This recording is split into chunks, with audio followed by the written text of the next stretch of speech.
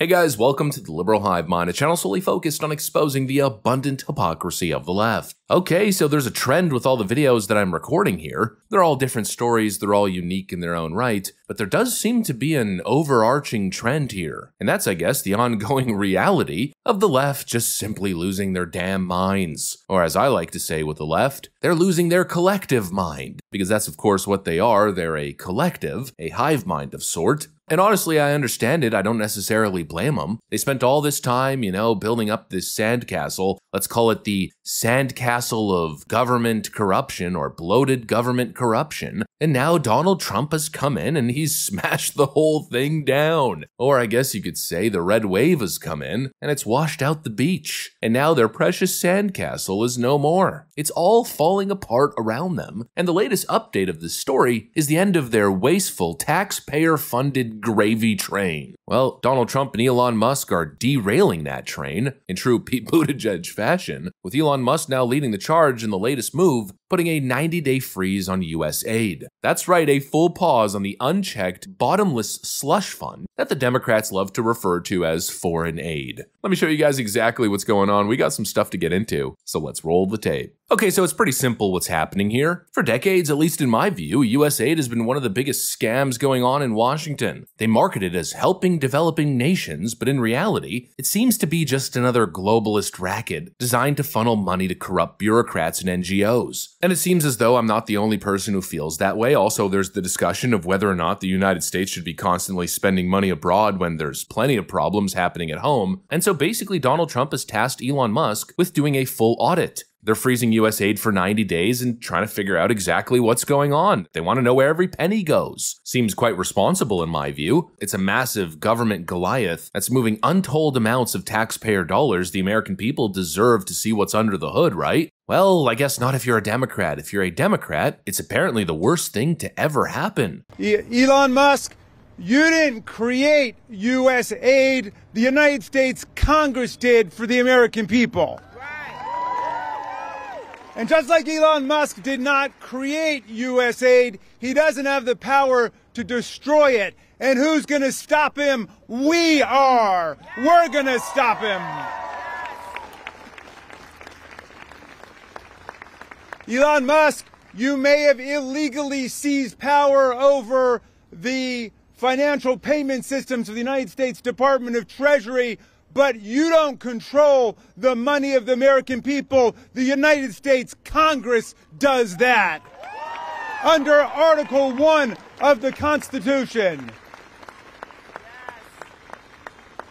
And just like the president who is elected to something cannot impound the money of the people, we don't have a fourth branch of government called Elon Musk. And that's going to become real clear. And I find it interesting what we're hearing from Democrats. We're not hearing, oh, all the payments are justified, everything that's going on, all we're doing is all kinds of good work, and every dollar is accounted for, and here's the proof. No, it seems very much as if they want to avoid that topic as much as possible, and they're just doing the typical Elon Musk derangement syndrome dance. He's a literal fascist. Oh, he's a fascist. It's a hostile takeover of the federal government. Because what's happening right now is a hostile takeover of the U.S. government. There's no other way to describe it.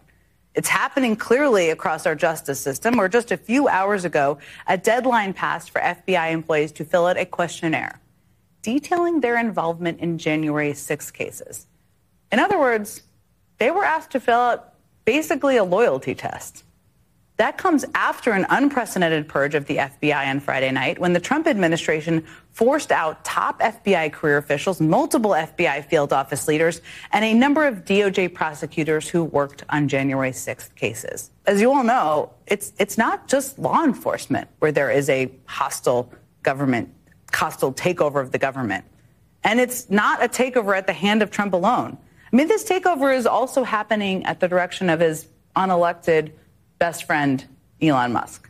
His latest target was the United States Agency for International Development. And that agency is the one that not only leads on humanitarian assistance around the world, but also works to combat corruption and foreign aid programs. It's a big part of what they do. I kind of see how that could make Elon Musk a bit uncomfortable. I mean, give me a break. It's obvious what's happening. They're just having a full-blown meltdown because they've lost their access to the money spigot. They've spent decades blowing billions upon billions of dollars on useless projects. And now that there's an administration that has the guts to actually look into it, to do a full-on audit, again, look under the hood and show the American people where their taxpayer dollars are going, the Democrats are desperately scrambling to find a narrative to keep the scam going. And of course, they've defaulted to their typical, extremely lazy tactic, just pointing the finger at the other side and yelling fascism. It's always the same thing with these Democrats, right? Point the finger and yell fascism, or point the finger and yell racism. But this isn't fascist. It's not a hostile takeover of the federal government. No, it's again, the frickin' mandate. This is what I don't understand with these leftoids. They're acting so surprised, as if this is coming out of left field. Oh, it's coming out of nowhere. Jen Psaki said there was an unprecedented purge of the FBI. Unprecedented. Oh, maybe to a certain extent that's true. There's no precedence for this happening before. It certainly is new, but to act surprised and shocked, how could this possibly happen? There's nothing shocking. This is literally what the people voted for. This is what Donald Trump ran on. Elon Musk presented Doge a long time ago. There were talks about reforming the CIA, the FBI, the IRS, shutting down the Department of Education. The ideas were presented during the election season, and now it's just the implementation. This is, whether Democrats like it or not, the will of the people. This is exactly what they voted for. And if you have a problem with it, Democrats, well then I don't know, form an argument. Again, prove the legitimacy of all of these programs and projects. What's so complicated here? Well, it's obvious what's happening, isn't it? They can't. They know that a lot of this money's being laundered, a lot of this money's being funneled to NGOs, or a lot of the money that's being sent to foreign countries for the purpose of foreign aids to get to the people is going straight to corrupt politicians' pockets. And don't take my word for it. Just watch this amazing clip of a Ugandan woman explaining why foreign aid is actually more complex than it appears on the surface and how she believes it's enabling corruption in her own country. We have depended on US aid for over 60 years, and the moment the owners of the money say, let's take a 90-day pause so that I audit where my money is going, suddenly the whole country goes into a frenzy. And this should be a moment of reflection for Uganda and the African continent in general. We have been asking for a very long time to be liberated from colonialism, neo-colonialism, and now that the opportunity presents itself, for some reason, we are complaining. Because let's get something straight. Often the money given to us in foreign aid is lost to corruption, misuse, depleted and overrated salaries to particular individuals, or sometimes we lose billions of money that are unaccounted for. So it only makes sense that the donor is asking for an edit, and if that means pausing the amount of money coming in, they should. And I do understand the implications of this pause because so many heavily funded healthcare projects run on US aid, but that should be a moment of reflection.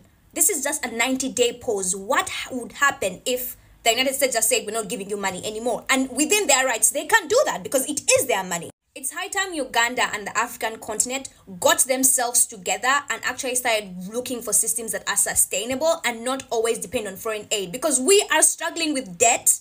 On top of that, we have constant aid, which doesn't necessarily help us to have a more independent system. Instead of writing paragraphs of why this is a bad move, we should essentially realize that, we are actually in a bad situation and we cannot always depend on aid because it can go any day. So there you have it. Supposedly, a lot of the money isn't actually helping people, it's just making corrupt elites even richer. And according to her logic, even contributing to imperialism. And honestly, you'd have to be naive not to know that. Just look at the Middle East. How many times have we seen humanitarian aid end up in the hands of terrorists? Congress sends billions of dollars meant for infrastructure projects, and then, suddenly, terrorist groups have brand new weapon stockpiles and bombs. Give me a freaking break. This isn't a hostile takeover of the government. It's a good faith audit. I'm less concerned about Elon Musk and more concerned about these Democrats who seem oddly suspicious in their reaction. They're basically arguing to keep it all hidden. As Jamie Raskin said, you don't get to decide how money is spent, Congress does. They want you to just close your eyes, shut up, and let them keep operating in the shadows. They don't want you to peek behind the door, and that, again, is highly, highly suspicious.